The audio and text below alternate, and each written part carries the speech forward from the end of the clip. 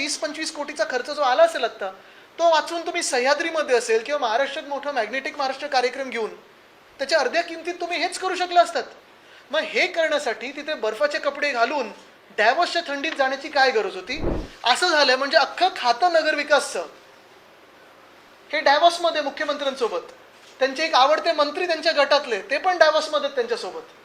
पण नगरविकास मंत्र्यांना इन्व्हिटेशन मिळालं नाही मिळालं, व्हाईट बॅच मिळाला नाही मिळाला, हे अजून कुठेही स्पष्टीकरण आलं नाही. पण आम्ही नेहमी शिवसेना उद्धव बाळासाहेब ठाकरे म्हणून ज्यांच्यावर अन्याय होतो त्यांच्यासाठी लढत असतो आणि आज नगरविकास मंत्र्यांवर अन्याय झालेला आहे. मला हे करार करायच्या ऐवजी टेंडर काढणं गरजेचं होतं. जो कोणी टेंडर जिंकेल त्याच्याबरोबर करार करा ना तुम्ही. तिथे जाऊन टेंडर काढायच्या आधीच, जागा लोकेट व्हायच्या आधीच तुम्ही करार करून टाकलेला आहे.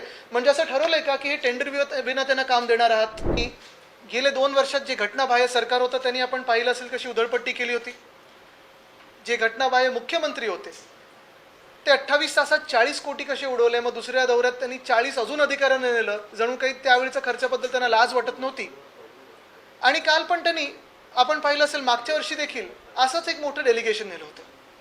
एक फरक आणि एक आनंदाची गोष्ट आहे की ह्यावेळी तसं काही पसारा नेला नाही आहे किंवा जास्तीत जास्त काही उधळपट्टी करायची नाही करायची ह्याच्यात मी जाणार नाही, कारण त्याच्यावर अजून थोडा आम्ही अभ्यास करत आहोत. पण कुठेतरी आम्हाला वाटलं पहिलं 1-2 दिवस बघून की आता ह्याच्यातून काहीतरी चांगलं निघेल. बघा, मी नेहमी सांगितलेलं आहे की आपल्या राज्यात असेल, आपल्या देशात असेल, देशात कुठच्याही राज्यात परस्पर जी गुंतवणूक येते किंवा कुठच्याही राज्याच्या कामामुळे गुंतवणूक येते, एक विश्वास ठेवून गुंतवणूक येते, त्याला आम्ही कोणी विरोध करत नाही, उलट आनंदच आहे. आणि आत्ता गेले 2-3 दिवस मुख्यमंत्र्यांचं ट्विटर हँडल पाहिल्यानंतर असं वाटायला लागलं की आता एवढी गुंतवणूक आलेली आहे की जुनी पेन्शन योजना असेल ही लगेच लागू होईल. लाडकी बहीणची 2100 काय तुम्ही अजून 1-2 शून्य लावून पण लगेच लागू करू शकता. त्याचसोबत STची जी भाडेवाढ झालेली आहे ती आत्ता रद्द होणं गरजेचं आहे. ती पण ह्या एवढ्या सगळ्या गुंतवणुकीनंतर रद्द होईल, आम्हाला खात्री पटलेली आहे. STची जे विलिनीकरण पाहिजे होतं ते होईल, कर्जमाफी आत्ता होईल, कारण एवढी ऐतिहासिक गुंतवणूक आणलेली आहे. हे काय लगेच आता ट्रान्सलेट होईल नाही होईल तर हे मुख्यमंत्र्यांनी सांगावं, कारण असंच 6 वर्षापूर्वी पण त्यांनी 16.5 लाख कोटी जाहीर केले होते महाराष्ट्रासाठी, आपल्याला आठवत असेल 2018 साली. त्याचंही पुढे काय झालं ह्याचं अजून उत्तर आलं नाही, तरी देखील आम्ही याच्यावर शंका उपस्थित करणार नाही. पण 1-2 गोष्टी आपल्या माध्यमातून लोकांसमोर नक्कीच आणू आम्ही. एक, जे जाहीर झालेले आणि आत्तापर्यंत आमच्या हातात आलेले, जे लोकांच्या हातात आलेले माहिती आलेली आहे त्याच्यातून एकूण 54 हे असे करार त्यांनी ह्या कंपन्यांबरोबर केलेले आहेत. 54 करार केलेले आहेत. MOUs, memorandum of understanding. MOU म्हणजे नक्की काय असतं, तर आम्ही कधीतरी पुढच्या काळामध्ये गुंतवणूक करू असं प्राथमिक त्यांना एक मान्यता असते. त्यातून विदेशी कंपन्या आहेत 11, चांगल्या आनंदाची गोष्ट आहे.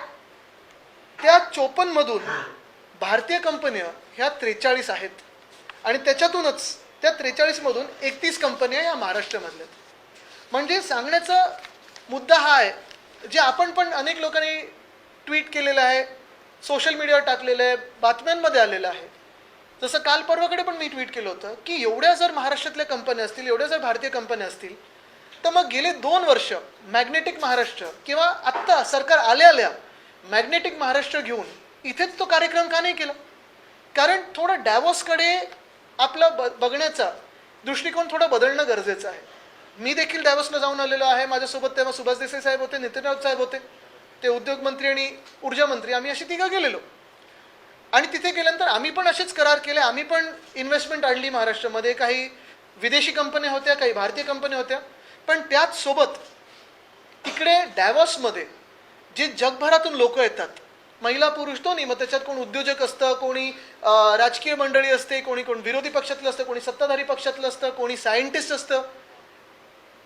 वेगळ्या देशांमधून वेगळ्या पूर्ण सेक्टर्समधून लोक येतात आणि जे उत्तम सर्वोत्तम काम करतात त्यांना तिथे भेटायची संधी असते. पण एक मला पाहायला मिळालं की कुठे ना कुठेतरी मुख्यमंत्र्यांना त्यांच्या खात्याने त्यांच्या अधिकाऱ्यांनी त्यांचा कार्यक्रम थोडा विचित्र लावला आणि ह्या लोकांना भेटण्याशिवाय किंवा भेटलेच नाहीत असं म्हणावं तर मला वाटतं चुकीचं ठरणार नाही, न भेटता आपल्याच इकडच्या स्थानिक लोकांमध्ये कुठेतरी हा इन्व्हेस्टमेंटचा फुगा मोठा दिसावा म्हणून व्यस्त ठेवलं. खरं तर बॅलन्स होणं गरजेचं आहे. ठराविक इन्व्हेस्टमेंट असेल आणि ठराविक भेटीगाठी असतील, ह्या होणं गरजेचं आहे. तिथे मुख्यमंत्र्यांनी जाऊन त्या काँग्रेस सेंटरमध्ये असेल तिथे मुख्यमंत्र्यांनी जाऊन वेगळ्या नेत्यांशी असेल, वेगळ्या उद्योजकांसाठी असेल, वेगळ्या ऑन्टरप्रिनर्सशी असेल बोलणं गरजेचं आहे.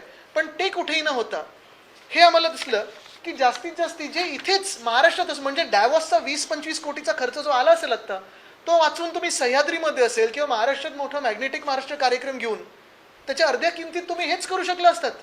मग हे करण्यासाठी तिथे बर्फाचे कपडे घालून डॅव्हॉसच्या थंडीत जाण्याची काय गरज होती, हा एक प्रश्न उपस्थित आम्ही करत आहोत. आम्हाला माहिती उत्तर येणार नाही, टीका होईल भाजपकडून, टीकेची पर्वा नाही, पण जी सत्य परिस्थिती आहे ती लोकांपर्यंत पोहोचणं गरजेची आहे.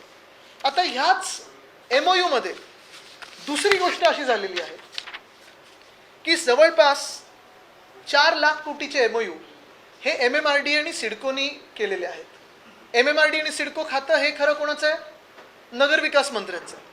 म्हणजे कदाचित नगरविकास मंत्री आपल्या गावी आणि मुख्यमंत्री डॅव्हॉसच्या गावी असं झालंय. म्हणजे अख्खं खातं नगरविकासचं हे डॅव्हॉसमध्ये मुख्यमंत्र्यांसोबत, त्यांचे एक आवडते मंत्री त्यांच्या गटातले ते पण डॅव्हॉसमध्ये त्यांच्यासोबत.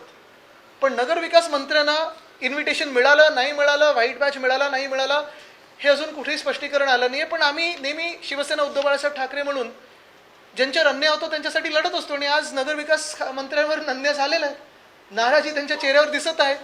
आणि अख्खं खातं नेलंय पण त्यांना इथेच ठेवलेलं आहे. त्यांच्या खात्यासाठी सगळे MOU सही केले तिथे, ते मुख्यमंत्र्यांनी केलेत, पण नगरविकास मंत्री कुठे दिसेना, हे पहिल्यांदा दिसायला लागलेलं आहे. बरं, इथे नगरविकास खात्याने पण MMRDA आणि सिडकोनी पण जे MOU केलेले आहेत, काही MOU तर अक्षरशः बिल्डर्ससोबत तिथे केलेले आहेत. आता बिल्डर्स म्हणजे चुकीच्या ह्यानी नाही किंवा वाईट ह्यानी नाही बोलत आहे, पण ज्यांनी जमिनी घेतलेल्या आहेत किंवा कुठच्या स्पेशल प्लॅनिंग अथॉरिटीमध्ये जमिनी घेतलेल्या आहेत जिथे बिल्डिंग येणारच आहे. आता बघा ना, इथे Sumitomo realty and development company limited ही जॅपनीज कंपनी आहे. त्यांनी साधारणपणे 2-3 एकरचे प्लॉट MMRDA मध्ये इथे BKC मध्ये घेतलेत. 2,500 कोटी टाकलेले, तिथे 6,000 कोटीची गुंतवणूक झालेली आहे. त्यांच्याबरोबर पुन्हा एकदा करार केलाय. तो कशासाठी? तर आता ती गुंतवणूक झाली, त्याच्यावर तुम्ही आता बिल्डिंग बांधणार, त्याच्यातून ऑफिसेस बांधणार, त्याचा करार.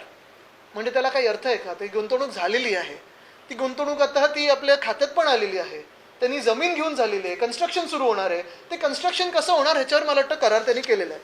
त्याच्यात काय लिहिलं आहे तर suggest urban regional development, social physical digital infrastructure, climate change resiliency, adaptation, sustainability, liveability. या 2 ऑफिसच्या बिल्डिंगमध्ये एवढं सगळं येणार आहे.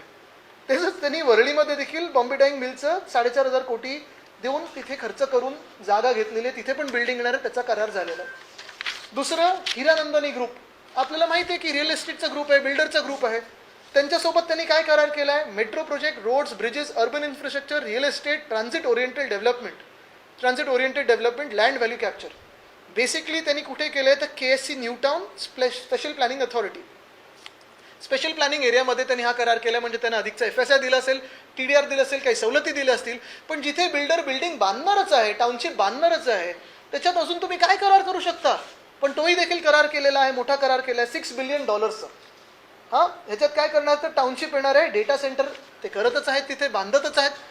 आता परत कुठचं तुम्ही करार करताय?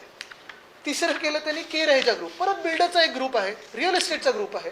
त्यांच्याबरोबर पण this areas will support development in residential, commercial, mix use project, logistic park, data centre, global capability centre alongside enhancing physical, digital, social infrastructure. म्हणजे तिथे बिल्डरांनी जागा घेतलेली आहे, काम चालू झालेलं आहे, किंवा आता काम सुरू होईल, काही परवानग्यांसाठी थांबलं असेल, त्यांच्यासोबत असे करार केलेत की आता तुम्ही एवढी इन्व्हेस्टमेंट करत आहात, तुमची गुंतवणूक त्या जमिनीत एवढी आहे, तर आपण आता करार करून टाकू. मला असं कदाचित कळलेलं आहे थोडं काही लोकांकडून सरकारमधल्या की पुढच्या वेळी जे SRA वाले आहेत त्यांना पण घेऊन जाणार आहेत करार करण्यासाठी. पुढच्या वेळी जे कॉन्ट्रॅक्टर असेल रस्त्यांचे त्यांच्यासोबत पण करारनामे होणार की आता अमुक कॉन्ट्रॅक्ट तुम्हाला मिळालेला आहे, आता पुढचं काम तुम्ही सुरू करा, ही काय ट्रॅफिकची परवानगी. पण हे असे काही हास्यास्पद करार केलेत. अजून एक तुम्हाला करार दाखवतो. म्हणजे आता हे ब्लॅकस्टोन वगैरे तर आलेच आहेत. हां, आता एक करार असा केला त्यांनी MMRDAने की providing automated storage and retrieval system for car parking spaces in MMR. म्हणजे काय तर ऑटोमॅटिक जे ते कार पार्किंगचं असतं ना, कदाचित अंडरग्राऊंड असेल किंवा ते ओव्हरग्राऊंड असेल, पण हा करार केला त्यांनी ह्या कंपनीबरोबर, सोटेफिन भारत प्रायव्हेट लिमिटेड.